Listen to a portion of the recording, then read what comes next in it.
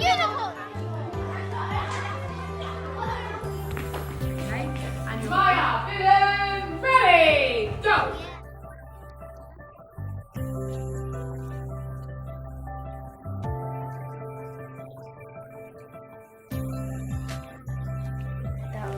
Well done. Reactions. Also, slow motion. I really like the word that you said, realistic as well.